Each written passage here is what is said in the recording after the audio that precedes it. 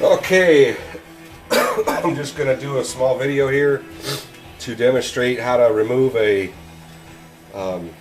chuck from a threaded spindle that has been on there forever.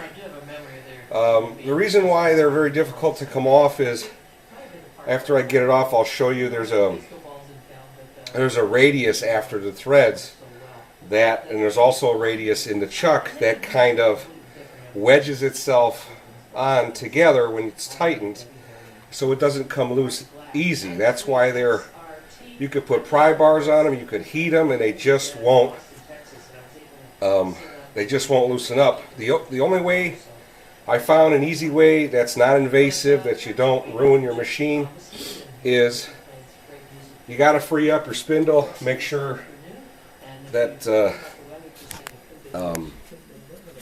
I had to loosen up this gear to get it out of the way, so just the spindle rotates. Hopefully you can do that on your other machines, and so the spindle rotates freely.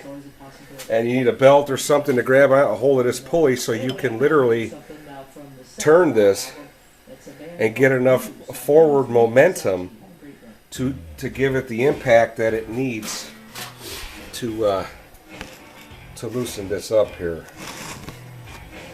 So let's give it a shot and see if we can loosen it up.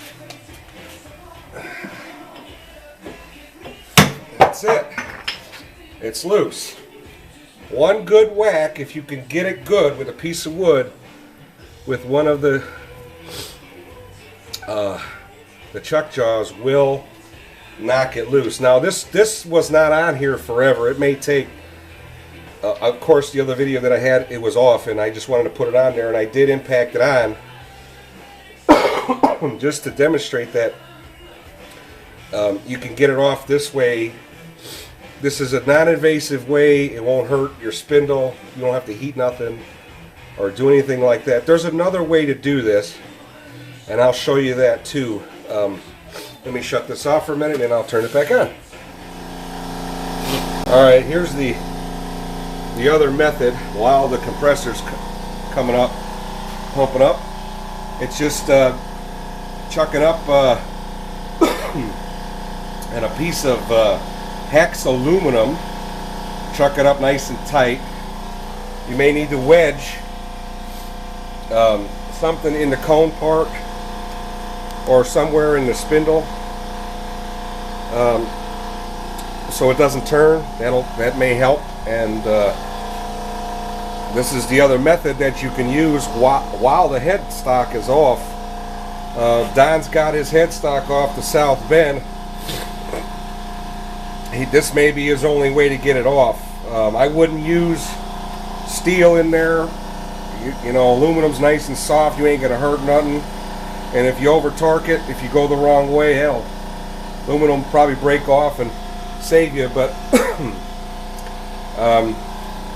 well, let's see where we are with this now.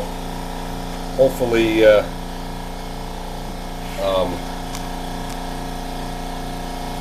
got enough to get it off.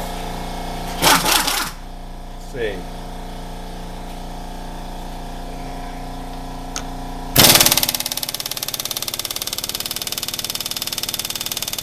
Nope, not enough yet. Let's let it build up.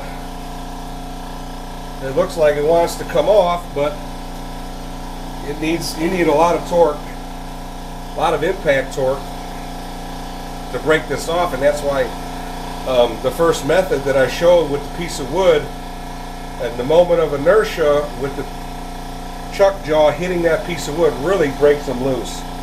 An old timer taught me this.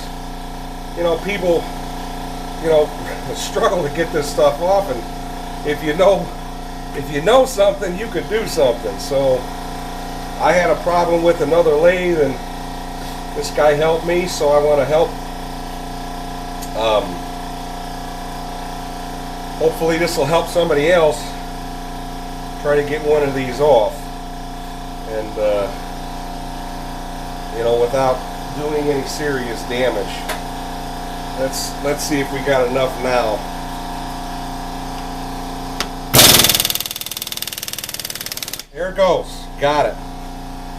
That was it. Just with my hand, a little bit of help with my hand, it popped it loose. Now she's off. She's loose. And that's it. I hope this helps somebody.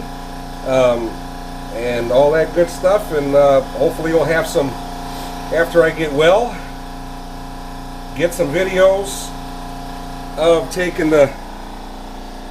this apron and carriage apart and getting this thing working, because this is a unique lathe, quite a bit different than my newer Colchester. Alright guys, thanks a lot, take care.